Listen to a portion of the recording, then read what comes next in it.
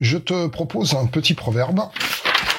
Les faibles sont condamnés à rester des faibles, à part ceux qui cessent d'être faibles et qui, à cet instant, ne sont plus des faibles, mais des forts. Alors au premier degré, évidemment, on peut dire que c'est la palissade, hein, c'est-à-dire on dit aussi Captain Obvious. Obvious, ça veut dire évidence, hein, capitaine évidence. Voilà, quand on est plus faible, on devient fort. Quand c'est plus le jour, c'est la nuit. Voilà, donc ça c'est pas très compliqué. Mais c'est pas le propos.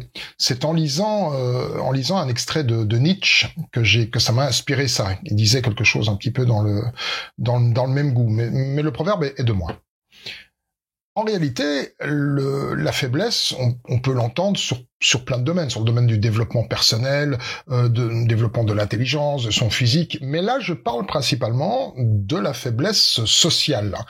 Donc, les faibles ne se reconnaissent pas comme faibles, ou pas exactement. Par exemple, il y a les révoltés et les révoltants. Donc si je suis révolté, je dis j'en ai marre de cette oppression, j'en peux plus, le gouvernement nous oblige, il nous fait des lois liberticides.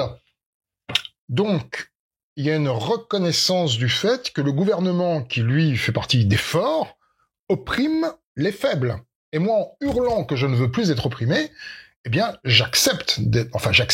Je vois bien que je suis opprimé, que je suis donc faible.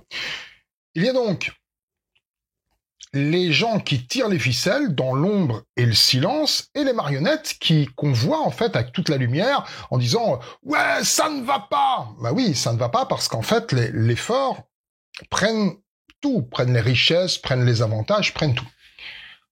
Donc, le faible qui se révolte et qui dit « Je veux que ça cesse !»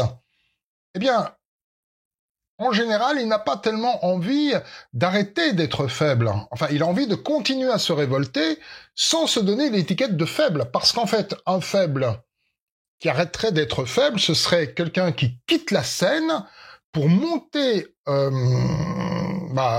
l'étage supérieur et tenir les ficelles des autres marionnettes. C'est-à-dire prendre les avantages.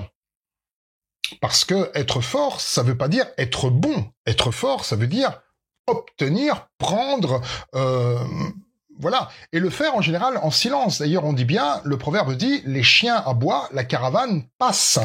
On n'a jamais vu des gens puissants et qui font des malversations dans la rue en disant, on veut, qu'est-ce qu'ils veulent? Ils ont déjà tout ce qu'ils veulent, donc ils veulent rien. Puisqu'ils prennent. Et ce qu'ils n'ont pas encore, ils vont le chercher. Que ce soit honnêtement ou malhonnêtement.